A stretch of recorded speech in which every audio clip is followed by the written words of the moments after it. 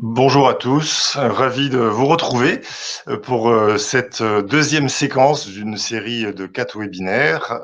C'est les fameux tutos handicap et emploi tels que nous les avons intitulés. Je vous rappelle que nous sommes pour les 4 régions des handipacts que nous portons, en tout cas pour lesquels nous vous accompagnons. Et donc ne vous étonnez pas si nous allons naviguer entre la Nouvelle-Aquitaine, la Bretagne, le Centre Val-de-Loire ou le Pays de la Loire. Voilà pour ce qui est de la présentation. Alors peut-être juste une information préalable sur ces 4 tutos, enfin en tout cas pour l'appellation qu'on leur a donnée. Le précédent s'appelait Libérer la parole autour du handicap. Il a eu lieu il y a un peu plus de 15 jours. La fois suivra, donc le prochain rendez-vous, je vous le rappellerai tout à l'heure, c'est mettre en place la période préparatoire au reclassement, la fameuse PPR. Ensuite, nous aurons un 4e tuto, prendre en main les aides du FIP, où nous aurons la joie d'accueillir les personnes du FIP qui nous parleront et du catalogue et évidemment de la plateforme, susceptible de pouvoir être mobilisée pour vous aider, vous, employeurs publics, dans votre engagement et votre politique en faveur de l'emploi des personnes en situation de handicap dans vos établissements. Voilà, ce webinaire, vous l'avez compris, est intitulé « Agir en partenariat avec le secteur adapté et protégé ». On va bien sûr parler beaucoup des entreprises adaptées et des ESAT, mais on n'oubliera pas non plus les travailleurs indépendants handicapés. Sans attendre, je vous propose de prendre la température de vos pratiques via un premier sondage qui va s'afficher, vous allez retrouver sans doute dans l'onglet « Sondage ». Alors, première question, un partenariat avec le secteur adapté et protégé. Vous en avez déjà noué, vous n'y avez jamais pensé ou vous êtes sceptique?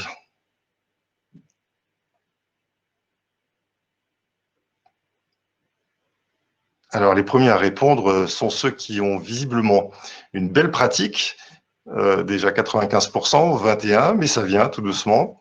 Vous n'y avez jamais pensé, eh bien, quelques-uns quand même ont le courage d'annoncer que ça n'est pas encore la pratique dans leur établissement. Et évidemment, vous avez compris que vous n'aviez la possibilité que de répondre à une seule des questions. Voilà, vous êtes 89%, voilà, une quarantaine à avoir déjà répondu. Pour ceux qui chercheraient encore où se trouve le sondage, ben vous avez l'onglet dont vous a parlé tout à l'heure Emeline dans la présentation. Alors, sur je vous propose maintenant de partir sur un deuxième sondage pour savoir, non pas si vous en avez déjà fait, mais quelles sont vos pratiques du secteur adapté et protégé. Ce deuxième sondage est déjà en train de s'afficher. Pour un établissement public, un partenariat avec le secteur adapté et protégé permet essentiellement de réduire sa contribution auprès du FIP, de faire entretenir ses espaces verts, passer commande de ramettes de papier par exemple, d'externaliser des fonctions non centrales ou d'identifier et de professionnaliser des futurs recrues. À vous de jouer, et vous avez encore une fois une seule réponse possible. Évidemment, c'est très frustrant, mais c'était volontaire. Alors, frustrant pourquoi? Parce qu'il y a évidemment plusieurs réponses. Alors vous êtes, pour le moment légèrement non, vous êtes en fait, extrêmement bien équilibré, à peu de choses près sur ces 4. C'est évidemment votre choix prioritaire qui était mis en avant dans ce sondage. Alors ce webinaire, il est justement conçu pour mieux comprendre comment le secteur adapté et protégé peut nous apporter de multiples services, à condition bien sûr de nouer des partenariats solides avec lui. Nous aurons, pour nous aider à découvrir tout au long de ce webinaire comment nouer ces partenariats, quelle valeur ajoutée trouver dans ces partenariats, le plaisir d'accueillir successivement Cyril Guessot, président de l'UNEA, cofondateur de l'entreprise adaptée FMS, et puis Stéphane Cahan, qui est chargé des relations institutionnelles au sein de l'UNEA et qui est référent régional aussi dans le sud-ouest. Antoine Gervais, ensuite responsable de l'ESAT hors les murs pour les PNAC Bretagne. Jean-François Viau, correspondant handicap du groupement hospitalier Rance Émeraude. Et Laurent Lachaud, qui est directeur des marchés publics de l'entreprise adaptée L'Atelier du Courrier, qui est justement un partenariat solide avec Jean-François Viau et avec ce fameux groupement hospitalier Rance Émeraude. Voilà, je vous propose de découvrir également quel est le chemin que nous allons parcourir ensemble tout au long de ce webinaire. 4 temps. D'abord, eh bien, comment nouer ces partenariats par la connaissance actualisée de ce qu'est le secteur adapté et protégé, notamment les entreprises adaptées, les établissements et services d'aide par le travail et les travailleurs indépendants handicapés. Puis ensuite, par un zoom sur l'impact des réformes sur les entreprises adaptées et indirectement sur les employeurs publics, et en particulier sur la portée de la dimension inclusive qu'on va retrouver dans cette réforme de 2008 qui est mise en œuvre progressivement et surtout début 2021. Et puis par la découverte de ce que fait plus spécifiquement un ESAT hors les murs. Peut-être que cette notion, vous l'avez entendue, mais on va essayer de creuser un peu plus pour savoir en quoi elle peut vous apporter un atout, un levier pour notamment mettre en place des parcours. Et enfin, nous aurons un 4e temps qui est un exemple de partenariat réussi entre un établissement public et une entreprise adaptée que j'ai cité tout à l'heure. Et ça nous donnera aussi l'occasion de découvrir une autre facette du métier de correspondant handicap. Jean-François Viaud a pas mal travaillé autour notamment de ces partenariats. Il nous expliquera tout à l'heure comment ça fonctionne. Voilà, alors je vous propose de commencer sans attendre sur peut-être une première définition, bien que je pense que vous êtes nombreux à savoir de quoi il s'agit, puisque vous avez répondu que vous étiez assez habitués à ce genre de partenariat. Mais je vais survoler rapidement. Vous n'hésiterez pas évidemment à poser vos questions, notamment dans le chat, et puis nous essaierons d'y répondre au fur et à mesure. Voilà, je prends quelques minutes quand même pour vous donner quelques éléments structurants. Voilà, d'abord, dans un premier temps, donc je vous ai expliqué qu'il y avait en fait 3 types de structures dans le secteur protégé adapté. Ces 2 secteurs en fait sont souvent regroupés parce que leur fonctionnement est finalement assez semblable, mais cela dit, il existe quand même de réelles différences entre eux, et c'est ce que nous allons observer. D'abord, le secteur protégé, il est constitué par les ESAT, donc les fameux établissements et services d'aide par le travail, qu'on appelait avant les CAT. Ces ESAT relèvent du secteur médico-social et sont agréés par les ARS. 100% de leur effectif de production à une RQTH. Et ces ESAT ont une double vocation, la mise au travail et le soutien médico-social.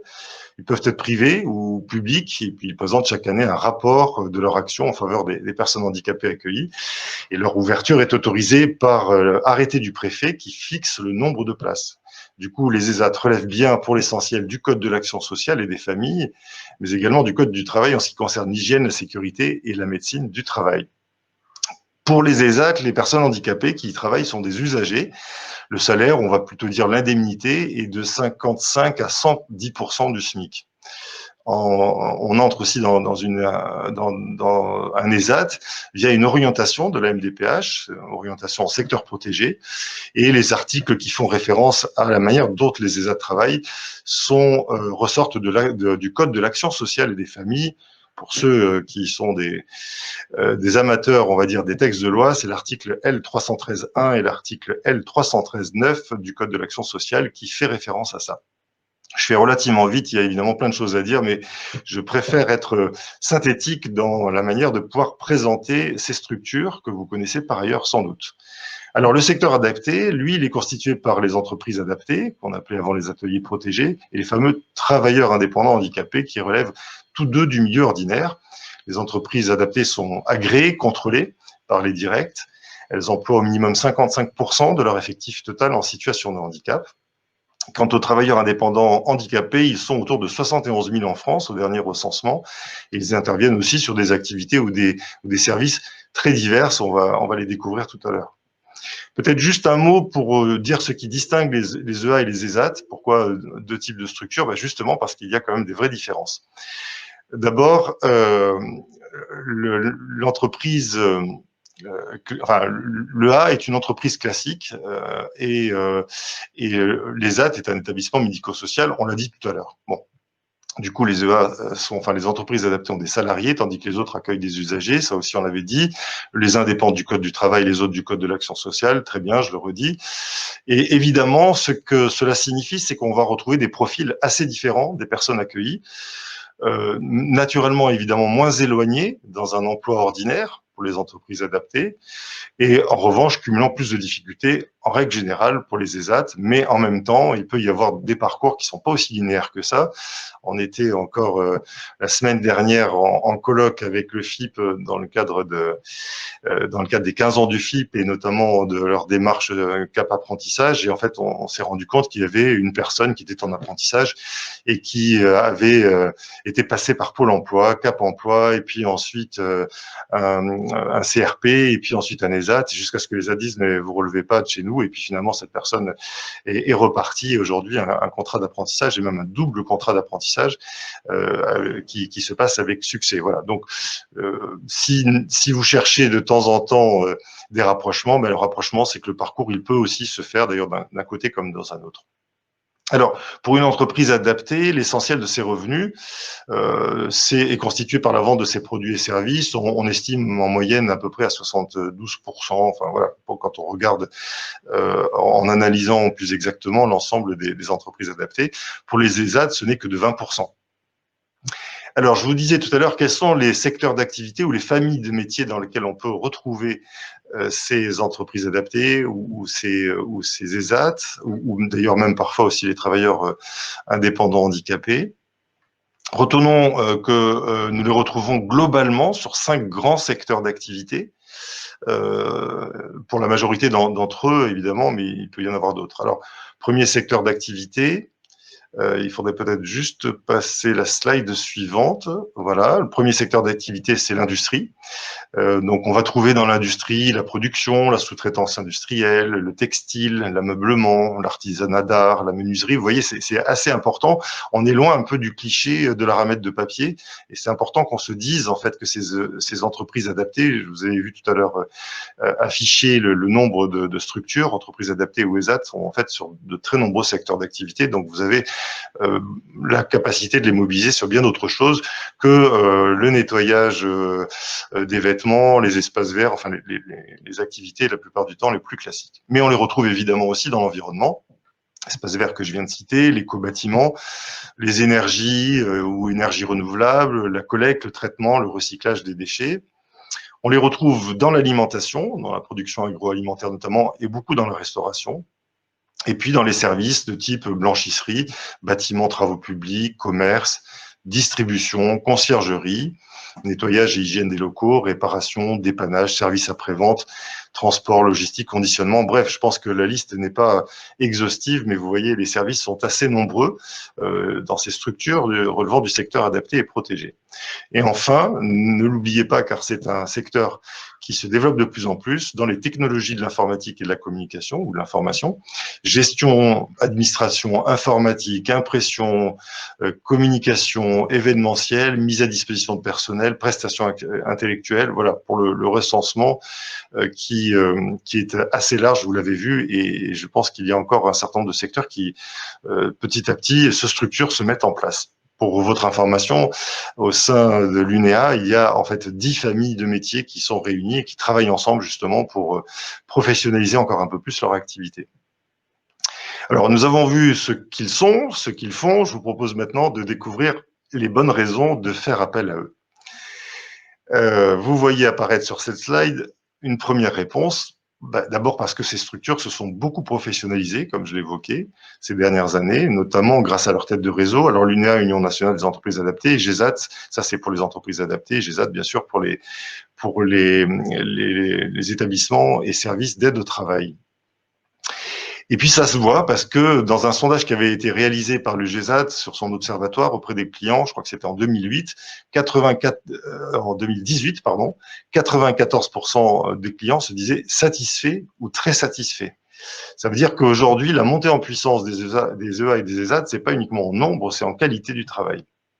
Ça, c'est le premier argument qu'on pourrait évidemment trouver pour faire appel à eux. Et vous n'avez évidemment pas laissé échapper le deuxième argument, c'est parce que ça contribue à vous permettre d'honorer votre obligation d'emploi des travailleurs handicapés.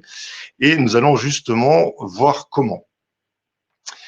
Alors, sur la slide suivante, vous avez un tableau un petit peu compliqué. Je vais vous en donner quelques éléments un peu structurants.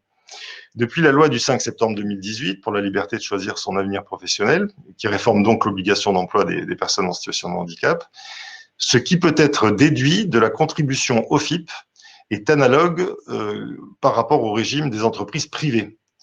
Je ne vais pas rentrer trop dans le détail, mais globalement, à un moment donné, c'était plus favorable pour les établissements publics. Aujourd'hui, ce qui est pris en compte, eh bien, c'est les coûts inhérents au travail. Donc, la partie bleue que vous voyez sur votre schéma et qui sont réalisés par les salariés ou les usagers, que ce soit de l'entreprise adaptée ou des ESAT.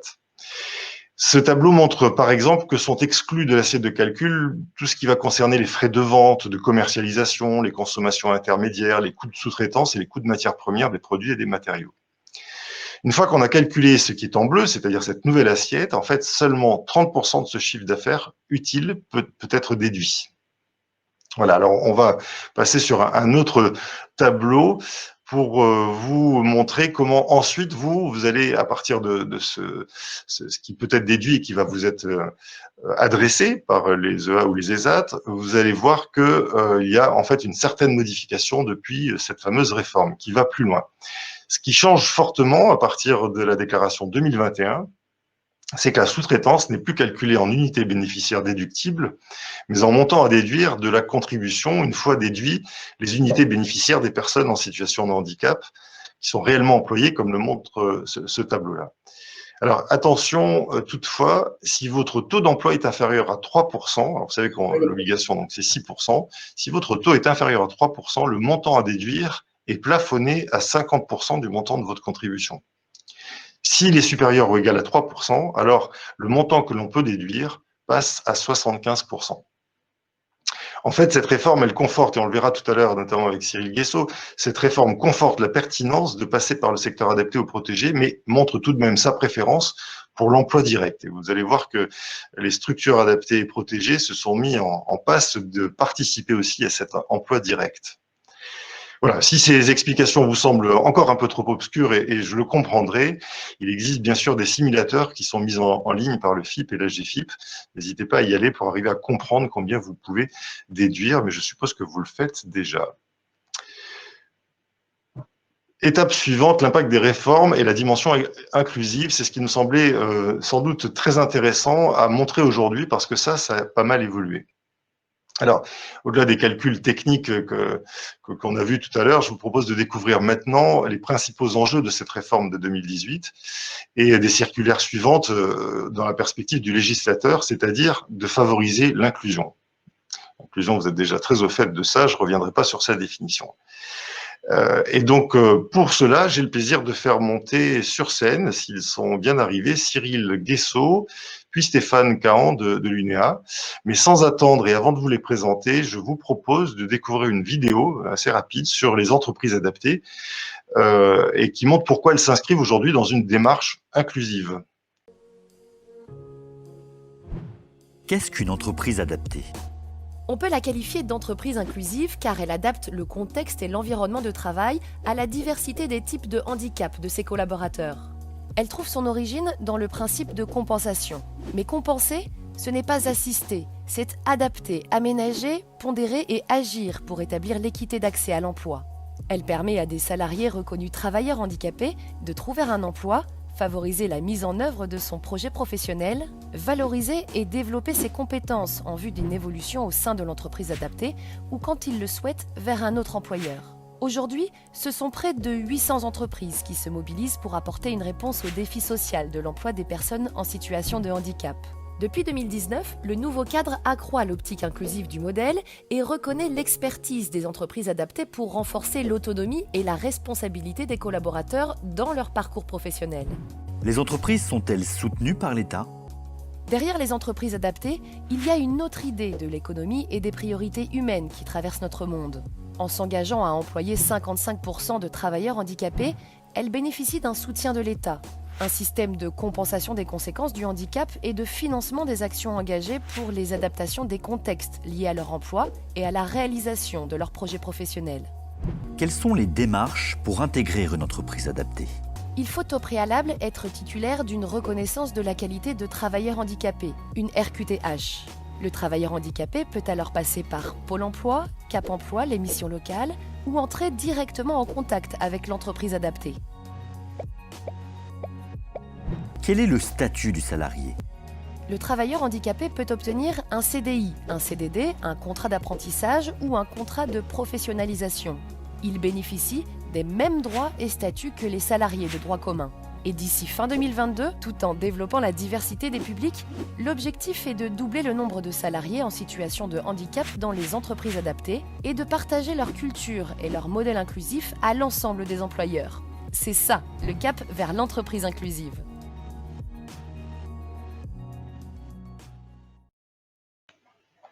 Bonjour Cyril, je suis heureux de t'accueillir pour ce webinaire. Je vois que tu as d'ailleurs mis en action la logique inclusive avec ce magnifique masque inclusif dont tu nous diras sans doute deux mots. Je rappelle que tu es le président de l'UNEA, le fondateur aussi, le cofondateur de l'entreprise adaptée FMS. Alors, compte tenu de ton engagement et de ta contribution à cette réforme, il me semblait que tu étais franchement le mieux placé pour nous préciser ces enjeux en termes de démarche inclusive, ce qu'il suppose aussi pour les entreprises adaptées, est-ce que cela peut changer pour les établissements utilisateurs. Je te laisse nous dire quelques mots sur cette logique que tu as tellement portée. Merci beaucoup. Alors, c'est tout un mouvement qui a porté cette logique. C'était l'accroissement de l'optique inclusive des entreprises adaptées. Alors, je m'excuse si la connexion est pas très stable. Je suis à Barcelone, en direct. On essaye de construire avec d'autres entreprises adaptées une joint venture sociale européenne, une première. Deux entreprises adaptées françaises et espagnoles tentent de créer une nouvelle forme d'entreprise adaptée en Espagne. Voilà pourquoi je suis un peu éloigné, peut-être que la connexion n'est pas très stable. Elle est très bonne, on t'entend bien. Merci beaucoup. Donc oui, la volonté de l'Union nationale des entreprises adaptées et de tous ses alliés, parce que le CAP et le deal de la réforme a été signé par l'APF France Handicap et par l'UNAPI, qui représente entre autres des entreprises adaptées, mais aussi qui représente des personnes en situation de handicap. L'UNEA représente les entrepreneurs sociaux, les entrepreneurs sociaux en entreprises adaptées qui ont la volonté de concourir à créer de l'emploi durable, pérenne auprès des personnes en situation de handicap, mais qui ont la volonté aussi de participer à la co-construction des fondations de la société inclusive dans notre pays.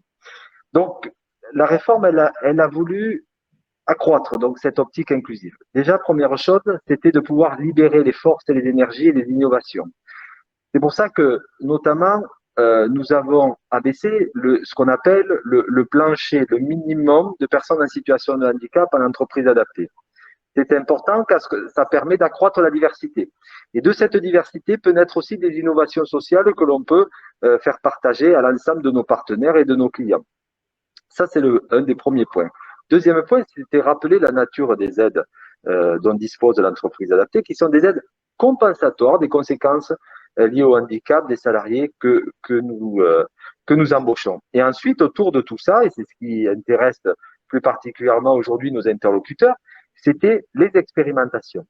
De ces expérimentations que sont les CDD tremplins, les entreprises adaptées de travail temporaire, les entreprises adaptées pro-inclusives et désormais, depuis cette année, les entreprises adaptées pénitentiaires, c'est-à-dire des entreprises adaptées qui sont enclavées dans le milieu carcéral, nous allons proposer des systèmes de promotion et d'accompagnement au placement de ces personnes-là.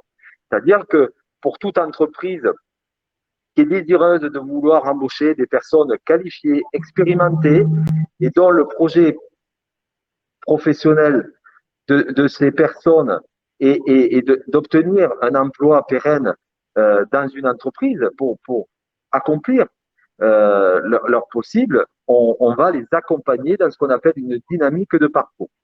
Et donc, on met en place ce qu'on commence à appeler par la professionnalisation le métier du placement et avec ses différentes composantes. Bon, je vais peut-être pas énumérer tout ce qu'on a mis en œuvre, mais aujourd'hui, on sent bien qu'il y a cette grande volonté de vouloir innover, reconquérir et redécouvrir tous les possibles de ce que l'on peut faire pour notre raison d'être ensemble aujourd'hui, qui est l'emploi, l'accès à l'emploi des personnes en situation de handicap qui en sont très éloignées. Merci Cyril. Alors je ne sais pas si tu es rejoint par Stéphane pour préciser un peu plus quels sont justement les fameux dispositifs que tu viens d'évoquer et qui me semblent être tellement novateurs et intéressants qu'il faut que cela justifie qu'on s'arrête quelques secondes dessus. Je vous laisse voir tous les deux, notamment parce que en fait les entreprises adaptées, comme d'ailleurs les ESAT, on le verra tout à l'heure un peu dans le cadre de l'ESAT hors les murs, en fait, s'oriente effectivement vers ce métier des ressources humaines de placement que tu évoquais, je dirais presque même de sourcing. Une des grandes difficultés des employeurs publics, par exemple, c'est aussi d'arriver à trouver ces partenaires qui vont leur permettre petit à petit de faire monter en professionnalisation un certain nombre de futurs agents. Et donc, c'est ça qui est peut-être aujourd'hui un zoom particulier que nous souhaitions faire dans le cadre de ce webinaire. Alors, est-ce qu'on peut les passer en revue? Je vous propose de voir la slide suivante, notamment, et de faire un premier zoom sur le CDD tremplin que tu as évoqué, Cyril, et puis on passera ensuite à l'entreprise adaptée et travail temporaire, le ATT. Voilà, et on pourra développer autour de cette logique-là. Je vous laisse nous présenter rapidement comment ça fonctionne. Oui. Vous m'entendez? Oui. Parfaitement. Eh ben, c'est parfait. Oui, donc le CDD tremplin, ça fait donc c'est un des premiers, le premier dispositif qui a été mis en place suite à la loi et qui va tout à fait dans l'optique de ce qu'a expliqué Cyril Guessot à l'instant. Il s'agit quelque part dans une formule un peu rapide d'une nouveauté dans ce nouveau cadre d'intervention des EA, qui est que maintenant les entreprises adaptées peuvent être aussi premiers employeurs. C'est vrai qu'il y avait un peu une tradition de se retrouver peut-être avec des travailleurs handicapés qui étaient plutôt en dernière chance ou en deuxième chance suite à un accident de la vie, un handicap, une maladie, comme vous le savez. Là, aujourd'hui, on a la possibilité d'être aussi premier employeur, ce qui n'est pas inintéressant, évidemment, pour nos jeunes, mais aussi pour toutes les personnes qui retardait peut-être cette entrée dans l'emploi, qui était très éloignée de l'emploi. Il y avait aussi des choses plus compliquées pour ce qui était du sourcing et avec l'orientation vers le marché du travail. Bon, tout ça a été très simplifié. Maintenant, aujourd'hui, vous êtes au chômage, vous avez une RQTH, vous pouvez être recruté dans une entreprise adaptée. C'est quand même, ça simplifie énormément les choses. Et donc, avec ce CDD tremplin, qui fonctionne sur une durée minimum de 4 mois et qui va jusqu'à 24 mois. Il s'agit pour les entreprises adaptées de faire un premier sourcing, évidemment, ensuite de monter les personnes en compétences. Et dans le cadre de ce CDD tremplin et des accords que nous avons passés dans cette loi, nous avons une obligation de sortie positive vers un employeur public ou privé, comme c'était dit dans la vidéo. L'intérêt pour nous, évidemment, c'est d'être beaucoup plus libre dans le recrutement, beaucoup plus agile dans le sourcing. Et pour les employeurs futurs, donc là, parlons plus précisément des employeurs publics, c'est aussi justement d'anticiper les choses, parce qu'évidemment, et c'est là-dessus moi j'insisterai ce matin, c'est que si on connaît vos besoins, et vu la palette de métiers auxquels on peut former, comme vous l'avez dit en introduction, si on a le point d'arrivée et qu'on le travaille en même temps que le point de départ, eh ben c'est gagnant-gagnant. Vous pourrez le voir tout à l'heure avec le témoignage de Pamela Briand. Si on sait dès le départ quels sont vos besoins, est-ce que c'est plutôt de la blanchisserie, est-ce que c'est plutôt de l'accueil, est-ce que c'est plutôt du développeur informatique, on en a aussi, est-ce que c'est plutôt un électricien, est-ce que c'est… Tout ça, on sait le faire. Tout ça, on sait le faire. Et y compris, alors là, après, je pourrais rentrer dans le détail de comment on pourrait phaser les choses, mais ça, il faudra le faire en fonction de nos interlocuteurs. Est-ce que c'est plutôt un CHU? Est-ce que c'est plutôt une agglomération? Est-ce que c'est plutôt un centre de gestion? En fonction de vos besoins, nous, on va s'adapter. C'est notre nom, entreprise adaptée, donc adaptable. Donc, en fonction de vos besoins, c'est la première chose que j'aurais envie de dire ce matin. On a vraiment besoin de se rencontrer, de savoir comment vous prévoyez les choses, quelle est votre pyramide des âges sur les personnes en situation de handicap chez vous et comment vous envisagez, soit quand vous êtes sous plateforme, soit quand vous êtes sous convention avec le FIP, comment vous envisagez sur plusieurs années, on est là sur du moyen terme, mais si on le travaille dès maintenant, on sera gagnant. Et donc, dans ce CDD tremplin, ça nous permet deux choses. La première, c'est de monter en compétence la personne pour ensuite la mettre en emploi chez vous. mais en sachant de quoi vous avez besoin.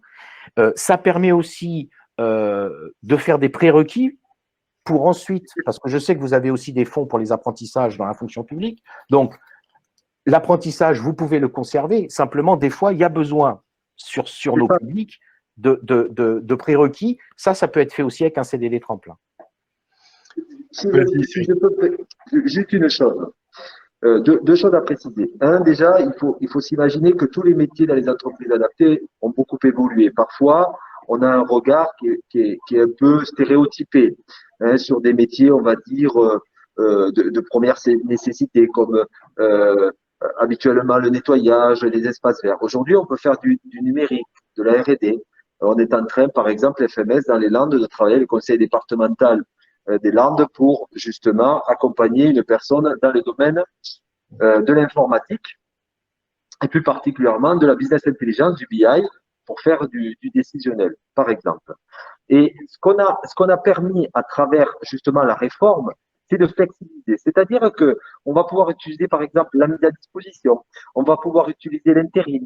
C'est-à-dire qu'on va pouvoir créer les conditions d'une intégration et d'un accueil progressif qui, à la fois, permet à la structure accueillante de sécuriser le parcours de la personne. Parce que, on le sait bien, le handicap, qu'est-ce que c'est? Il résulte d'une part d'une déficience avérée, quelle qu'elle soit, qui relève du dossier médical et que personne n'a à connaître, et également d'un contexte. Et soit ce contexte favorise, soit il entrave. Et donc, il n'y a pas à culpabiliser, parce que parfois on a des difficultés. Il ne faut pas culpabiliser que le contexte soit pas assez flexible, qui permettent pas à la personne de s'exprimer pleinement. Et dans ce cas-là, il faut sécuriser le parcours de la personne et que la personne soit en capacité à rebondir au sein de l'entreprise adaptée. C'est ce qu'a voulu la notion même de l'entreprise adaptée, de renforcer cette optique-là pour sécuriser les parcours. Donc comme ça, on peut tenter des choses ensemble, bien sûr, pour réussir, mais parfois, on aura peut-être des difficultés. Dans ce cas-là, il ne faut pas buter sur ces difficultés, il faut les travailler ensemble. Donc, vous proposez des formations, vous proposez évidemment plusieurs typologies, mais aussi avoir cette capacité à réintégrer dans l'entreprise adaptée la personne si ça ne fonctionne pas. Merci, super Cyril et Stéphane. Stéphane Caron, j'ai dû oublier de vous présenter, enfin je l'avais fait au tout début, mais vous êtes responsable des relations institutionnelles et de la communication au sein de l'UNEA, et donc vous connaissez bien tous ces sujets. Juste pour revenir un tout petit peu sur le CDD tremplin, si j'ai bien compris, donc le raisonnement, il y a en fait deux usages possibles de l'entreprise adaptée à ce stade, on verra qu'il y en a pas mal d'autres. Le premier, c'est d'utiliser l'entreprise adaptée comme un lieu de professionnalisation. Le CDD tremplin, c'est en fait marquer finalement le parcours d'une personne, ou en tout cas y contribuer à partir de votre demande initiale, et puis effectivement cette personne-là va se professionnaliser au sein de l'entreprise, enfin au sein de l'entreprise adaptée, mais dans le cadre du contrat du CDD tremplin. Peut-être Cyril, on dit deux mots, je ne sais pas si c'est encore beaucoup d'usage aujourd'hui, mais je me souviens qu'on en avait beaucoup parlé lors des congrès qu'on avait menés à l'UNEA, ces fameux groupements d'employeurs qui permettent aussi un switch avec par exemple un grand donneur d'ordre, comme c'était le cas d'Airbus, et puis un prestataire principal, CGI, qui utilisait les services d'une entreprise adaptée, qui du coup, avec une université, avec une école, en fait, avait la possibilité de voir cette personne évoluer, être formée, être accompagnée par l'entreprise adaptée, et en même temps être mise à disposition, entre guillemets, du donneur d'ordre, et tout ça sous la coupe, entre guillemets, du prestataire principal. Voilà, c'est ça tout à fait. Et ça, on l'a même modélisé pour essayer de le rendre très fluide et très accessible. Aujourd'hui, basé fort sur ces expériences-là, c'est-à-dire des notions même d'enclave avec des mises à disposition ou des prestations de services, et il y a d'ailleurs avec les opérateurs publics, dans le cadre de certaines prestations de services qui sont sous-traitées auprès des entreprises adaptées, les marchés publics avec des lots réservés permettent de travailler, de collaborer avec les entreprises adaptées, donc mieux les connaître, et pourquoi pas avoir aussi des missions in situ, c'est-à-dire sur site. Aujourd'hui, ce qu'on peut faire, par exemple, avec les EATT, les entreprises adaptées de travail temporaire, dont il s'en crée de plus en plus, soit par une ou plusieurs entreprises adaptées qui s'associent, mais aussi ce qu'on appelle des joint ventures sociales, des grands donneurs d'ordre qui s'associent avec des entreprises adaptées comme ADECO, comme Manpower, Synergie, etc., et bien d'autres, qui peuvent notamment je pense à la marque Cliff aussi, qui peuvent désormais opérer. Et par exemple, sur l'apprentissage, aujourd'hui, on peut porter des apprentis en situation de handicap, par exemple dans l'informatique, à travers l'intérim. C'est tout à fait possible. Et donc, ce qui permet de flexibiliser et de permettre l'intervention de l'entreprise adaptée pour justement moduler, accommoder, ajuster et accompagner la flexibilisation des contextes et permettre une pleine réussite de l'apprentissage ou même de la mission de la personne en vue de son recrutement ou pas d'ailleurs, parce qu'il n'y a pas d'obligation. Il faut juste qu'on ait cette volonté réciproque à tenter de redécouvrir tous les possibles et de créer les conditions de l'emploi. Alors, je vous propose, puisque tu viens déjà d'y entrer dedans, Cyril, de faire un zoom sur les entreprises adaptées de travail temporaire. Comment cela fonctionne-t-il? Est-ce que le secteur public est peut-être intéressé aussi par ce dispositif? Qui veut prendre la parole? Peut-être Stéphane? Oui, donc l'entreprise adaptée, qui est le deuxième dispositif, la deuxième expérimentation de la loi qui redéfinit le cadre d'intervention des EA. Juste pour fanfaronner un petit peu, on a eu les derniers textes en juillet de l'année dernière et quelques mois plus tard, c'est-à-dire en décembre, il y en avait déjà 6 qui étaient agréés et qui étaient en état de fonctionner. Donc, c'est dire à quel point on attendait ce dispositif et qu'on avait les pieds dans les starting blocks. Donc, le ATT, c'est une agence de travail temporaire, mais qu'on soit bien clair, de droit commun, comme toujours ce que veulent les entreprises adaptées, c'est du droit commun. Donc, c'est une structure juridique nouvelle qui doit être créée sur un territoire avec, dans le tour de table, quand même, une entreprise adaptée, c'est obligatoire, mais ensuite, elle va fonctionner comme n'importe quelle agence de travail temporaire de droit commun. Ce qui permet évidemment, là aussi, à la fois de faire du sourcing, évidemment, de proposer aux employeurs potentiels des profils, mais aussi d'accompagner ces profils. Ça n'est pas simplement… c'est un nouveau métier pour nous, c'est le métier du placement évidemment, mais c'est un métier du placement que nous allons aborder d'une façon évidemment avec notre savoir-faire. Hein. Donc autant sur l'intérim, on peut peut-être avoir besoin de travailler en concertation avec des acteurs déjà présents, mais par contre sur le handicap, sur l'accompagnement, sur la montée en compétences, sur comment ça s'appelle, l'intégration d'une personne, même si c'est du travail temporaire, c'est notre savoir-faire qu'on va valoriser, qu'on va essayer de mettre en place. Donc, c'est du droit commun, mais avec un plus, évidemment, que nous apportons dans ces EATT. Oui. À peu près, en Bretagne, vous en avez une qui vient de démarrer. Il va y en avoir un petit peu partout. Le sud aquitain va être couvert. Vous en avez du côté de Poitiers, vous en avez une en Île-de-France. C'est en train d'aller très très vite en fait. Oui. Je me permets juste un petit propos. L'EATT permet, elle, de bénéficier dans le cadre de la nouvelle formule du calcul de l'obligation d'emploi des travailleurs handicapés OTH, l'équivalence d'une unité bénéficiaire directe, hein, alors qu'aujourd'hui, avec la réforme, les entreprises adaptées concourent à diminuer la dépense hein, de la contribution FIPHFP ou AGFI. Et deuxième chose, c'est que il n'y a plus besoin d'avoir un motif particulier pour user de l'intérim avec des personnes en situation de handicap, puisque le motif même du fait que la personne soit en situation de handicap est un motif suffisant à justifier l'intérim.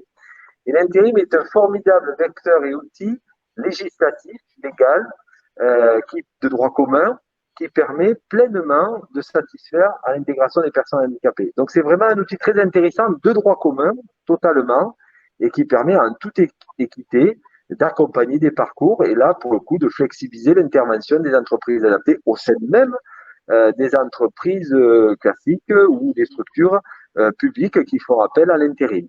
Parfait. Merci Cyril. C'était important de le rappeler. On a montré tout à l'heure que la réforme privilégie, entre guillemets, l'inclusion, en tout cas l'intégration directe de personnes en situation de handicap. Et en fait, ça en fait partie. C'est ce qui avait été évoqué. Alors, j'ai vu qu'il y avait quelques questions, mais qui étaient plutôt sur des listes notamment. Est-ce que vous avez au sein de l'UNEA déjà des premières listes qu'on peut consulter sur les EATT, par exemple, et sur leur localisation? Oui, on a des listes qui vont être. Il y a deux choses qui vont être faites. La première, c'est des listes évidemment qui seront retrouvées sur le site internet de l'Union nationale des entreprises adaptées. Et Pamela Briand, qui est nouvelle vice-présidente de l'Union nationale des entreprises adaptées, même secrétaire membre du bureau, va animer une filière des métiers du placement, dont les entreprises adaptées de travail temporaire, pour justement les faire grandir, faire des veilles, faire des partenariats.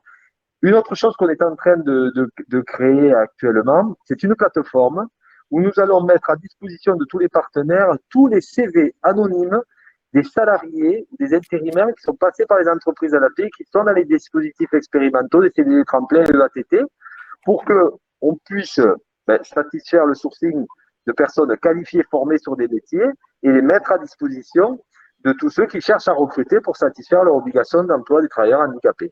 Alors ça, c'est une réponse absolument appropriée à l'une des problématiques que rencontrent souvent en matière de recrutement les employeurs de la fonction publique. Ils nous disent on n'arrive pas à trouver les personnes qu'il faut. Donc je pense que c'est la juste réponse. Il y avait une question également pour savoir si les EATT s'adressaient aussi bien aux employeurs publics et privés. Évidemment, il y a sous réserve évidemment d'un certain nombre d'éléments de cadrage entre guillemets qui sont propres, par exemple, aux achats publics. Mais hormis, on va dire, ce cadre qui est plutôt l'enveloppe dans lequel peut se traduire le travail temporaire, il n'est pas du tout interdit aujourd'hui à une collectivité locale, à un hôpital, évidemment, de faire appel à du travail temporaire, évidemment, sans que les personnes soient sous le statut d'agent. Voilà. Alors, juste, je me permets parce que j'ai été premier adjoint de ma commune en charge de l'école et on faisait appel à des ETTI, des entreprises de travail temporaire d'insertion, pour venir soutenir en cas d'absence, notamment les cuisines, le nettoyage, etc. Et c'est la même chose pour le ATT. Pas de souci pour réagir rapidement en toute. Parfait, super. Alors vous avez vu qu'il y a déjà pas mal de liens qui vous sont proposés sur le chat avec notamment les adresses dont on vous parlait tout à l'heure. N'hésitez pas à revenir là-dessus et à cliquer et à l'enregistrer. Vous avez déjà en fait des réponses immédiatement. Et puis une dernière question, qui dans vos équipes réalise les adaptations spécifiques au poste de travail selon les types de handicap, nous demande Frédéric Pajot. Dans les entreprises adaptées? Oui. Oui, alors, il faut juste vérifier deux choses. Un, est-ce que ça leur relève du contexte du travail ou purement de l'environnement ergonomique? C'est deux choses différentes. Si c'est l'environnement ergonomique, on a des ergonomes et des personnes qui sont très compétentes pour venir accompagner. Donc ça, c'est une première partie, ça se fait très rapidement. Même maintenant, c'est accessible parce que quasiment toutes les structures médecine du travail qui accompagnent les entreprises adaptées, quelle que soit leur taille, ont ces dispositifs à proposer pour toutes les entreprises, même les entreprises classiques, pas qu'adaptées, c'est le même niveau d'intervention d'ergonomes. Après, si vous voulez, ce qui se passe dans les entreprises adaptées, comme je l'ai dit dans la définition du handicap, en fait, nous flexibilisons le contexte. Mais c'est carrément un contexte systémique, c'est-à-dire que nous faisons ce qu'on appelle du business process reengineering, c'est-à-dire que nous faisons de la refonte de processus, nous taillons des jobs sur mesure. Et donc, quand nous avons à intervenir, par exemple, dans l'entreprise adaptée, eh bien, ça peut être les managers, mais aussi l'urbaniste en système d'information qui va venir revoir les contextes pour tailler sur mesure. Qu'est-ce que ça veut dire?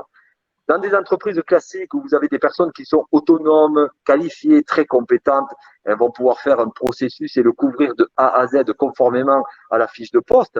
Dans les entreprises adaptées, quand on intègre quelqu'un qui commence, c'est-à-dire qu'il n'a pas de qualification au regard de l'emploi qu'il occupe, on va restreindre les interventions dans son processus. Il va démarrer, par exemple, pour faire une tâche, une monotâche. Et puis petit à petit, il va étendre soit verticalement, soit horizontalement. Et ça, c'est à la fois celui qui pense le système d'information, c'est-à-dire le processus qui est important pour faire son métier, et à la fois le manager qui va venir accompagner.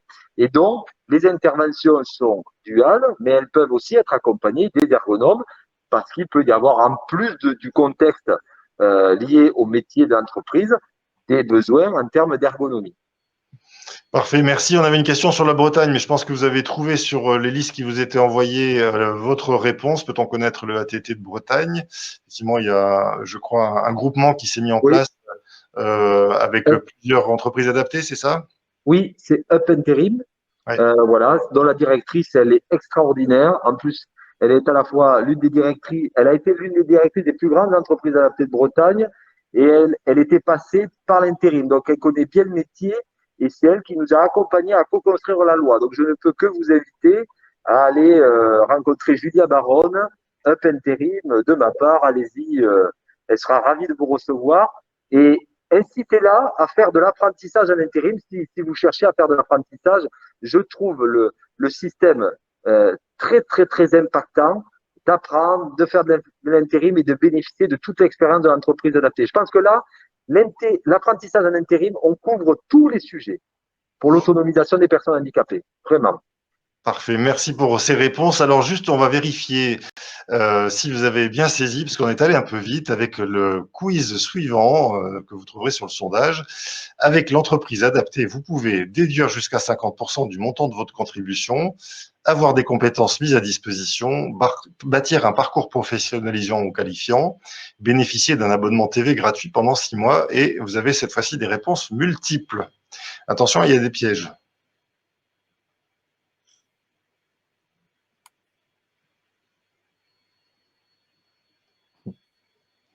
Bon, ça, c'est en train de grimper petit à petit avec une nette dominante sur la question 2 et la question 3. Enfin, en tout cas, la réponse 2 et la réponse 3. Avoir des compétences mises à disposition, bâtir un parcours professionnalisation et qualifiant.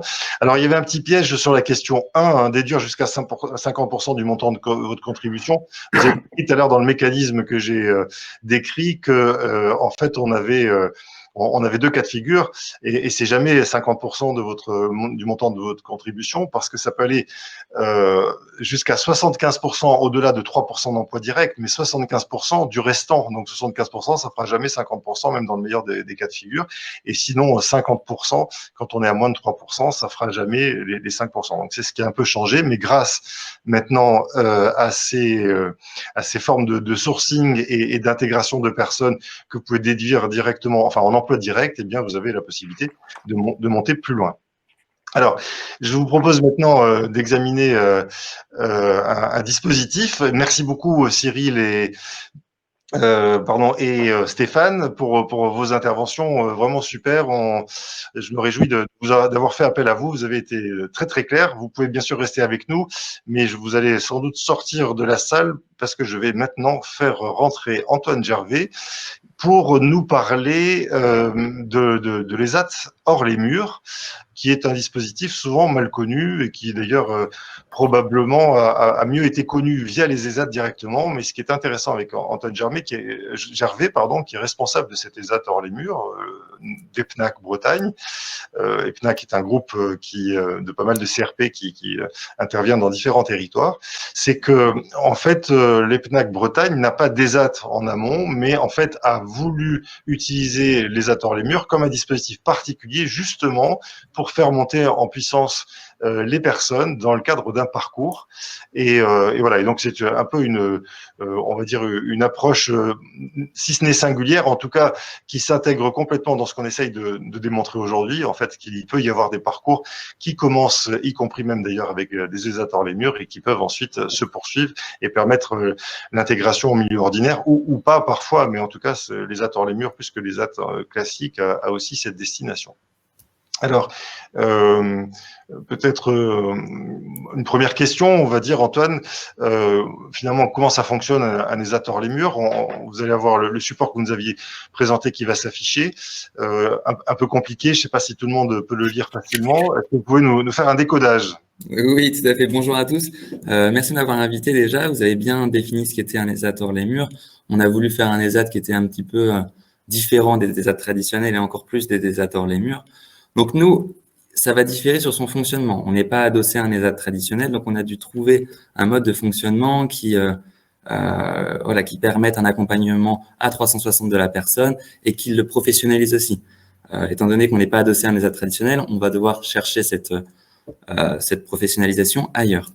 Donc, comment ça fonctionne? On a 4 étapes distinctes. La première, une étape d'accueil, toute classique, c'est un petit peu la rentrée scolaire pour les personnes qui rentrent en ESAT. Ça va être caractérisé par la signature du contrat de soutien et d'aide par le travail, inhérent à n'importe quel ESAT, que ce soit un ESAT traditionnel ou un ESAT hors les murs. Une visite des locaux et une rencontre de tous les professionnels. La deuxième étape, ça va être l'étape, je pense, la plus importante, parce que c'est l'étape qui va définir le projet personnalisé de l'individu. On va construire avec elle, l'individu vient chez nous avec l'intention de répondre à quelques de ses objectifs, et notamment un objectif d'insertion dans le milieu ordinaire, d'inclusion même. On va essayer d'y répondre à 360 en prenant les 3 problématiques que sont l'insertion professionnelle, le médical et le social. Pour y répondre, on va avoir 3 phases. Une première phase de diagnostic menée par des entretiens qui vont nous permettre de faire un état des lieux des freins périphériques de la personne qui vont l'empêcher à l'heure actuelle de travailler dans le milieu dit ordinaire du travail. Après avoir fait cette phase de diagnostic-là, on va essayer de leur remobiliser les compétences de la personne. Aussi bien compétences professionnelles, encore une fois, que médicales et sociales. On reste toujours dans ces 3 champs d'action qui pour nous sont très intéressants. Dans un troisième temps, je l'ai mis en pointillé parce que c'est pas une obligation. On permet à la personne qui est arrivée chez nous et qui a assisté, à une remobilisation au sein de nos murs, d'effectuer une mise en situation professionnelle, soit dans une entreprise du milieu ordinaire, soit dans un ESAT ou cette mise en situation professionnelle de 1 ou 2 mois, elle permet aussi à la personne de savoir d'y aller progressivement. C'est la dernière étape, si je peux dire, avant la mise en situation, la mise à disposition en entreprise. Donc c'est là où on va pouvoir confirmer son projet personnalisé, son projet professionnel et aussi les attentes qu'elle a pour le métier. Donc une fois qu'elle a validé ce stage, on va l'inciter à entrer en mise à disposition en milieu ordinaire dans une entreprise, soit publique, soit privée, soit une association. On peut tout imaginer. Comment peut-on anticiper éventuellement, c'est-à-dire quel pourrait être l'intérêt d'un employeur public de faire appel à vous en amont, c'est-à-dire sans forcément attendre la sortie ou la fin du processus entre guillemets de professionnalisation? Nous, l'avantage d'un ESAT hors les murs, c'est qu'on n'a pas d'activité. Tout à l'heure, en intro, vous parliez en moyenne un ESAT à 6 activités. En réalité, 92% des activités d'ESAT, c'est de l'espace vert, du conditionnement et j'ai oublié le troisième, mais oui, il y avait des services, il y avait oui, il y en avait 5 au total, oui. Exactement. Donc nous, on va être toute activité. Donc l'entreprise qui vient nous voir, l'entreprise du service public qui vient nous voir, qui nous dit voilà, nous on a un besoin dans tel ou tel secteur, on a tel ou tel besoin dans notre mur, au sein de notre ESAT, on aura à un moment donné, on sera confronté à une personne qui voudra travailler dans ce secteur d'activité-là. Et c'est de là, en ayant en fait ce réseau-là, on va pouvoir placer les personnes qui vont vraiment avoir l'envie et le besoin de travailler dans ces entreprises. En fait, on va répondre tout simplement à un besoin de l'entreprise. Besoin de public ou privé. Besoin de sourcing finalement, enfin premièrement. Tout à fait, ouais, tout à fait. L'ESAT hors mur, c'est rien de plus qu'en fait un ESAT très très souple qui va s'adapter au mieux aux besoins et de la personne et de l'entreprise. Quelles sont les conditions d'accès à votre service pour un employeur? Pour l'employeur, il n'y a aucune condition d'accès. En fait, il faut simplement qu'il soit sensibilisé au handicap et qu'il ait aussi cette envie, cette fibre. Mais il n'y a pas forcément de conditions d'accès parce que nous, on va l'accompagner dans toutes ces démarches. L'avantage qu'une entreprise pourrait avoir, qu'elle soit publique ou autre, de travailler avec nous, c'est qu'on va s'occuper vraiment de tout. Elle va d'abord avoir des gains économiques, forcément. Ça va améliorer son image de marque via la promotion de l'inclusion de la personne en situation de handicap. On va lui proposer un service sur mesure, étant donné que nous, on va pouvoir, en fonction de ses besoins, adapter aussi le temps de travail de la personne. On n'a pas de mur, donc en soi, on a une mobilité géographique Enfin, nous, on se restreint à la Bretagne, mais en soi, dans leur mur, on pourrait tout imaginer. On est tout secteur d'activité. Quatrième point, c'est que l'entreprise n'a aucune gestion administrative. On se charge de tout aussi. C'est nous qui faisons le contrat. C'est comme une entreprise d'intérim. Donc, en fait, on a un contrat tripartite entre nous, l'entreprise, en accord avec l'usager. Donc, derrière, on va s'occuper de ses congés, de sa rémunération, etc. Et enfin, on va lui proposer un accompagnement personnalisé. On est conscient que toutes les entreprises ne sont pas sensibilisées au handicap. Nous, c'est notre métier, donc on va essayer de sensibiliser les entreprises au handicap, adapter le poste de travail et l'aider via notre équipe pluridisciplinaire. Alors, il y a plusieurs questions, Antoine, sur lesquelles on va essayer d'avoir des réponses un peu plus précises pour lever quelques ambiguïtés. D'abord, la dernière, Cécilia Combe nous dit un ESAT pour les murs ne fait que de la mise à disposition de salariés. Oui. Mon interrogation. Alors non, on a possibilité de faire des prestations de services, mais l'objectif même, c'est quand même une mise à disposition en entreprise du milieu ordinaire. Pourquoi? Parce que nous, déjà, on est un établissement public, donc on veut répondre à un besoin aussi bien des usagers que des entreprises. Et les usagers ont ce besoin en fait de travailler dans le milieu ordinaire. Surtout nous, par exemple, notre type de public, ça va être surtout les jeunes qui vont sortir d'IME et qui, au sortir de l'IME, n'ont pas forcément de solution. Donc, nous, on va essayer de leur apporter cette solution via une mise à disposition. Ok. Alors, je rappelle quand même, malgré tout, parce que je ne l'ai pas expliqué sans doute suffisamment au début, que l'EPNAC, c'est un réseau notamment de dispositifs, dont principalement les CRP, qui sont en fait des organismes de formation qui peuvent aller de la mobilisation jusqu'à de la formation plus qualifiante ou certifiante sur un certain nombre de métiers, qu'il y a tout un travail d'accompagnement qui est fait sur le plan individuel, mais aussi d'évaluation, de diagnostic, c'est ce qu'a évoqué tout à l'heure Antoine, et que ces dispositifs peuvent se mixer, bien évidemment, enfin, et c'est pas le seul d'ailleurs, d'emploi accompagné également, donc peuvent se mixer, c'est-à-dire en fait se répondre, s'enrichir mutuellement. Ça, c'est quelque chose qu'il fallait préciser. Autre question qui était posée par Aurélie Bouillet, qui disait: avez-vous des prérequis concernant l'accueil des usagers dans votre ESAT hors les murs, autonomie dans les déplacements par exemple, ou autre? Alors, il est vrai que nous, on n'a pas pour objectif de remplacer les ESAT traditionnels. On veut vraiment être une complémentarité auprès de ces ESAT-là. Donc forcément, s'il y a des personnes qui sont en ESAT traditionnel, c'est qu'ils ne pourraient pas forcément être en ESAT hors les murs. Donc il y a quand même des prérequis en termes d'autonomie. Nous, on accueille tout type de personnes qui a cette volonté-là. Derrière, on va faire des diagnostics qui vont établir si la personne va être assez autonome pour rentrer dans le milieu ordinaire. On va l'accompagner, mais forcément, on aura des prérequis en termes d'autonomie. Cette autonomie-là pourrait intervenir sur tous les champs, hein. Comme j'ai dit, le médico-social, on n'est pas que sur l'autonomie financière, pas que sur l'autonomie des transports. On est sur tout type d'autonomie. Mais on répond à tout type de déficience également. Donc oui, il y a des prérequis en termes d'autonomie quand même.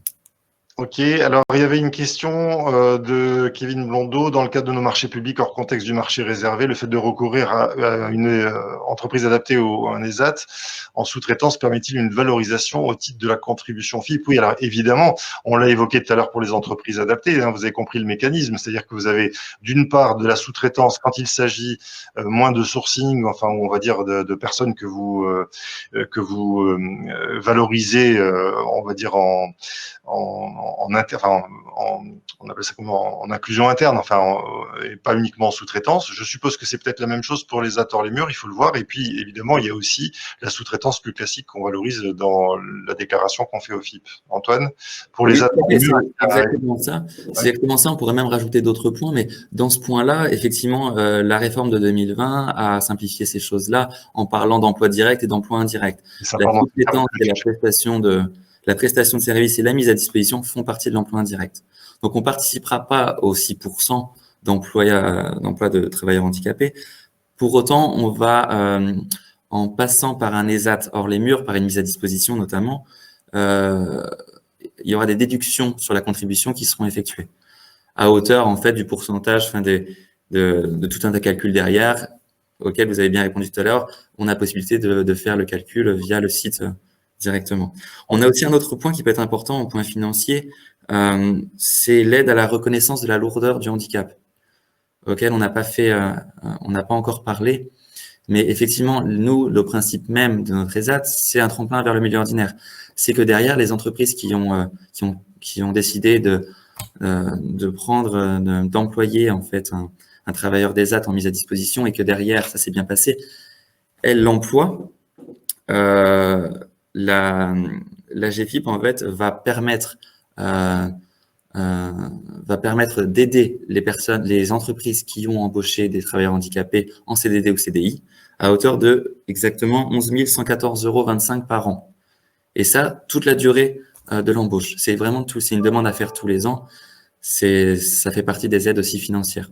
Un dispositif complémentaire. Donc effectivement, l'ESAT ne déclenche pas de l'emploi direct dans la déclaration, contrairement à le ATT qu'on a évoqué tout à l'heure, mais en revanche il y a une forte incitation financée par le FIP et la GFIP de pouvoir embaucher des personnes qui sortiraient directement de ce dispositif. Et merci pour ces précisions. Antoine, c'était extrêmement intéressant. Je vous propose maintenant de découvrir quel type de partenariat et comment se bâtit un partenariat entre EA, ESAT et employeurs publics.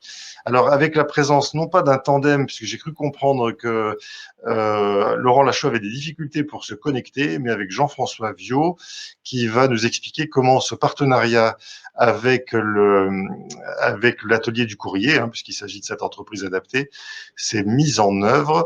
Je crois que nous avons peut-être une vidéo. Est-ce que on me confirme qu'on peut envoyer une vidéo pour comme ça présenter l'atelier du courrier? Un peu plus d'un an après son lancement, l'atelier du courrier vient d'être inauguré à Lavaux. Ici, on collecte, on met sous pli, on affranchit et on distribue du courrier. Une trentaine de clients fait déjà confiance à cette entreprise adaptée. Ici, 9 personnes ont été recrutées. Pour Marilène, qui souffre du dos et de fibromyalgie, la polyvalence des tâches a permis sa réinsertion professionnelle en octobre dernier. Comme ça, je peux me permettre de changer de poste. Quand j'ai besoin de m'asseoir, je me mets au poste d'étiquette. Quand j'ai besoin d'être debout, je me remets à la machine à affranchir. Le matin, j'ai une tournée, donc je prends un véhicule en boîte automatique, puis voilà, je fais ma tournée et puis c'est parfait. Touraya est sourde et souffre d'une épaule après un accident. Aurélie est malentendante. Quel que soit son handicap, l'équipe reste soudée. Bienveillant, très convivial. On a nos supérieurs qui sont très à l'écoute, qui se soucient de nous, déjà pour améliorer au mieux certains postes de travail. Franchement, c'est une super équipe. Une équipe qui prend en charge de A à Z le courrier d'une entreprise ou institution. La société de métallurgie C10 a été le premier client local, séduite par le volet solidaire de cette prestation. Ils prennent le courrier envoyé l'après-midi et le matin, ils viennent apporter notre courrier trié par service, par interlocuteur. En mutualisant les lettres, l'atelier du courrier envoie en gros et donc moins cher. En fait, notre métier, c'est de faire de la massification de courrier. Donc la massification de courrier, ça veut dire qu'on va préparer le courrier pour pouvoir organiser un lot de courrier pour le donner à la poste. Et donc à l'affranchissement, par exemple, pour une lettre verte à 0,80 centimes, nous on va payer 0,580 à la poste, ce qui fait une différence de 22 centimes. Et on va se répartir les 22 centimes entre le client et nous. Nous, ce qu'on va garder, ça va nous permettre de financer nos emplois, d'insérer les personnes, de les former et bien sûr de payer nos charges. C'est effectivement un gain financier, mais c'est aussi un gros gain de temps. Et nous avions beaucoup de mal à attribuer cette fonction de traitement du courrier à un personnel déjà en place. Et donc, en l'occurrence, nous avons vraiment tout gagné à le déléguer à l'atelier du courrier. Avec le développement de certaines missions, comme la distribution, l'atelier du courrier pourrait passer à 12 voire 15 salariés, un débouché parfois salutaire pour les personnes atteintes d'un handicap. Je pense que le fait de venir travailler tous les jours, c'est un moteur et ça nous fait avancer. Malgré qu'on a mal, on avance. Voilà. Et pour moi, c'est un grand pas. Un grand pas, un grand bouleversement dans ma vie et un bouleversement positif. L'atelier du courrier A3 est le 3e site de cette entreprise créée en région parisienne en 2013. Une 4e antenne ouvrira d'ici quelques mois à Lyon. Alors, vous l'avez compris, avec cette vidéo, on présente une entreprise adaptée et avec cette entreprise adaptée, un modèle finalement plus commun, plus courant que vous avez déjà pu appréhender de sous-traitance possible. Alors là, on a choisi parce qu'on trouvait que la vidéo était intéressante, mais il y avait d'autres exemples. On a choisi de montrer un partenariat avec une entreprise privée, mais en l'occurrence, ça revient à peu près au même. Alors pour nous accompagner, Jean-François Viau, non plus en duo, mais seul, mais il va nous expliquer comment ça s'est mis en place. On vous connaît bien dans le réseau des correspondants handicap en Bretagne avec Handipact. Jean-François Viau, vous êtes correspondant handicap à plein temps pour le groupement hospitalier de Rance Émeraude. Et très vite, vous avez découvert qu'il vous appartenait, en fait, dans votre métier, finalement, de correspondant handicap, de tisser ces liens, c'est-à-dire d'anticiper avec le secteur protégé et adapté. Pouvez-vous peut-être rapidement nous rappeler comment ces liens ont pu évoluer, c'est-à-dire que finalement, quelles ont été les découvertes que vous avez faites successivement? Oui, bonjour à tout le monde. Effectivement, vous l'avez précisé, c'est important. Moi, je suis correspondant handicap au sein de 3 établissements regroupés dans un groupement hospitalier de territoire représentant 3100 agents.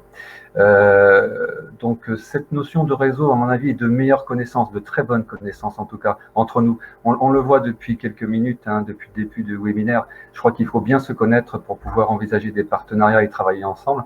Alors, il est vrai que moi, j'avais eu la chance de pouvoir faire une formation diplômante en 2009, avant ma prise de fonction, et d'ailleurs pouvoir faire cette formation avec des professionnels exerçant en EA et en ESAT. Donc, ça facilite aussi la connaissance. Et dès ma prise de fonction, on a pris un choix très, très stratégique de rencontrer et se déplacer très clairement pour rencontrer les entreprises adaptées et ESAT des bassins d'emploi, puisque je suis sur 2 bassins d'emploi distincts. Et cette meilleure connaissance a facilité à la fois la connaissance de la part des ESAT de notre fonction publique, en l'occurrence fonction publique hospitalière, de nos besoins, et puis nous des potentiels qu'on pouvait identifier. Alors classiquement et sans originalité, je pense que c'est quelque chose d'assez fréquent, on a progressivement créé des partenariats.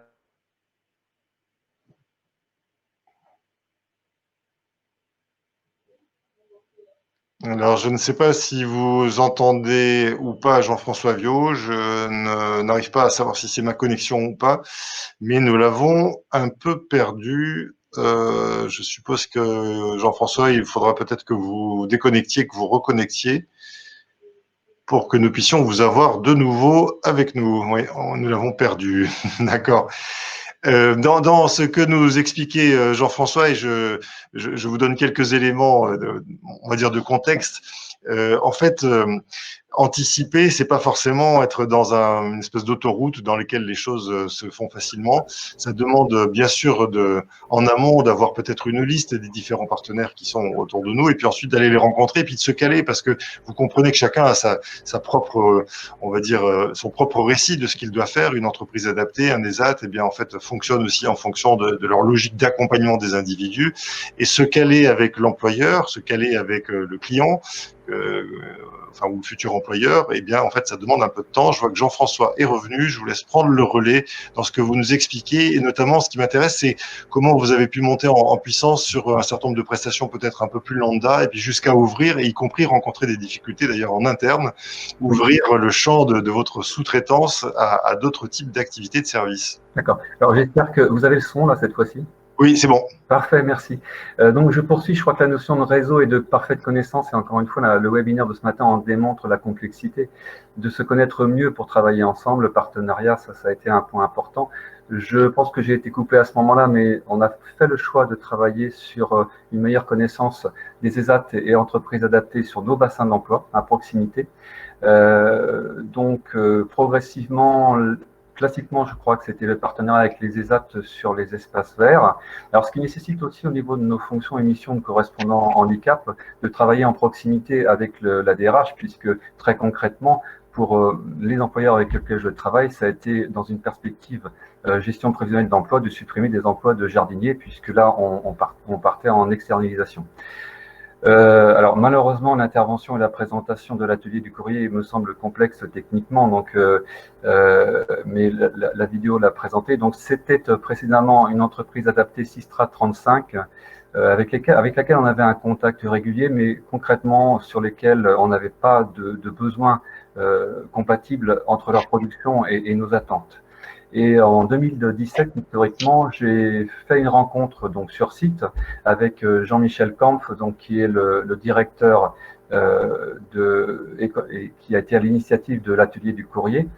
Et donc l'atelier du courrier m'a annoncé à l'époque reprendre l'entreprise adaptée, donc Sistra 35, et changer de mission.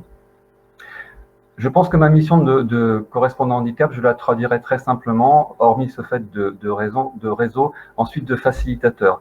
Mon rôle a été de mettre en lien la direction des achats et l'entreprise adaptée sur un appel d'offres classique.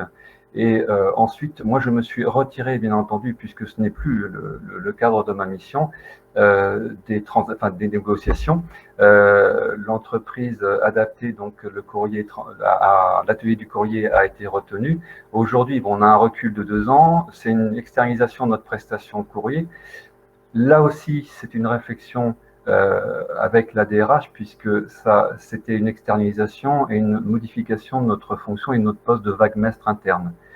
Donc tout ceci est une stratégie avec de multiples partenaires et interlocuteurs internes et externes. Le rôle du correspondant handicap est dans ce cas de faciliter les échanges, la communication. Très clairement, la question des unités déductibles n'est pas intervenue dans la réflexion du choix. Question peut-être Jean-François, juste pour aller un tout petit peu plus loin dans la démarche méthodologique. Je suppose que l'idée de faire appel à l'atelier du courrier, en tout cas dans la prestation telle qu'on l'a vu dans la vidéo, est pas venue du service achat qui est venu vous chercher en disant comment on fait pour travailler avec eux, mais peut-être bien d'une démarche que vous avez mise en place. Quelles pourraient être un peu les grandes étapes pour un correspondant handicap qui veut ouvrir davantage le champ des partenariats avec le secteur adapté et protégé, et y compris en interne pour arriver à convaincre les différents acteurs que vous avez cités, service achat, DRH, etc. Oui, alors, je le disais tout à l'heure, je pense que le rôle principal est un facilitateur et un lien. C'est connaître bien l'environnement extérieur, les évolutions éventuelles des entreprises adaptées ou des ESAT dans leur proposition. Avoir aussi en interne les bons interlocuteurs. Hein. C'est un réseau aussi interne pour avoir à la fois pour moi l'interlocuteur direction des achats et le décideur. Et puis par ailleurs, bien entendu, j'ai bien précisé que la notion d'unité déductible n'est pas rentrée dans la réflexion. On est bien sur une prestation et qui aujourd'hui donne totalement satisfaction. Vous l'avez indiqué en début d'intervention. Nous, on est très, très grandement satisfaits à la fois du partenariat et puis de l'adaptabilité de l'entreprise. De surcroît, et je pense que après c'est un choix politique de notre part, sur un bassin d'emploi de proximité. C'est-à-dire qu'on est vraiment sur une dynamique emploi travailleurs handicapés et de partenariat de proximité. Après, le rôle du correspondant handicap, c'est effectivement d'avoir cette connaissance de tous les interlocuteurs. Bien entendu, la direction générale et la direction des ressources humaines est intervenue sur cette réflexion, puisque de la même manière, actuellement et régulièrement, on communique en interne sur notre politique handicap sur la base de ce partenariat, puisqu'il est important aussi de le faire connaître. Mais il est abondamment connu aujourd'hui, puisque l'atelier du courrier prend intégralement en charge l'externalisation de notre acheminement courrier pour 2 hôpitaux, ceux de Dinan et Saint-Malo. Merci beaucoup Jean-François. Aurélie Bouillet nous rappelle, et c'est tout à fait intéressant de le placer à ce moment-là, qu'il existe d'autres dispositifs de mise en relation comme du ODEI, bien sûr, et d'autres d'ailleurs. On verra que dans le cadre de l'apprentissage, il y a aussi des duos qui vont se mettre en place. On aura l'occasion d'en parler. En fait, on s'inscrit toujours dans la même logique, hein, c'est de faciliter autant que possible l'emploi direct, mais aussi à défaut de permettre à un certain nombre de personnes de se professionnaliser. Et vous avez vu dans le film, hein, que c'était éloquent de voir que ces personnes avaient été relégués à cause de leur handicap dans une zone finalement de non-emploi et surtout de grandes craintes, de grandes peurs de leur capacité à pouvoir faire quelque chose à terme. Et vous avez retrouvé la confiance et la capacité à pouvoir se professionnaliser. Merci Jean-François pour cette intervention. Alors, avant de clore ce débat, juste vous rappeler évidemment la traditionnelle évaluation que nous vous soumettons et qui est évidemment importante. Vous devriez la voir apparaître, je pense, sur le chat, sur un lien. Et puis ensuite, un rappel des prochaines dates qui étaient en train de s'afficher. Je vous ai parlé tout à l'heure des 4 séquences de ces tutos. La prochaine séquence, c'est mettre en place la période préparatoire au reclassement. Alors, on aura pas tout à fait toutes les informations qu'il faut pour la fonction publique hospitalière, puisque les décrets ne sont pas encore sortis, mais on essaiera, au-delà de ce que nous avions présenté dans un cadre plutôt juridique il y a déjà quelques mois sur la PPR quand elle était sortie avec une avocate, de regarder, d'examiner comment en fait cette période préparatoire au reclassement se met en œuvre, quelles sont les bonnes pratiques, et on aura bien sûr des témoins pour nous en parler. Ça sera le 5 novembre prochain de 10h30 à 12h sous le même format. Et puis nous aurons ensuite, un mois plus tard, le tuto 4 que j'évoquais aussi, prendre en main les aides du FIP, donc plateforme plus catalogue, qui se tiendra le jeudi 10 décembre de 10h30 à 12h. Notez vite ces informations dans votre agenda si ces sujets vous intéressent. Vous étiez, je crois, un peu plus d'une centaine à un moment donné à être connectés. Ça veut dire que le sujet des entreprises adaptées, enfin en tout cas du secteur adapté et protégé était un vrai sujet sur lequel on a aussi à progresser. C'était un peu le sens de ce webinaire. Nous souhaitions vous donner un certain nombre d'outils, de clés, peut-être de repères aussi sur ce qu'il fallait faire pour ne pas attendre que les uns et les autres viennent. Vous avez compris aussi, bien sûr, que ce secteur adapté et protégé était de plus en plus souvent invité à se rapprocher de vous. Encore faut-il qu'il vous repère. Voilà, ça fait partie aussi de notre rôle au sein du Handipact de jouer ces intermédiations et de permettre de mieux vous connaître. Merci à tous de nous avoir suivis. N'oubliez pas l'évaluation et n'oubliez pas de noter sur votre agenda que nous nous retrouvons avec plaisir d'ici un petit mois. À bientôt. Au revoir.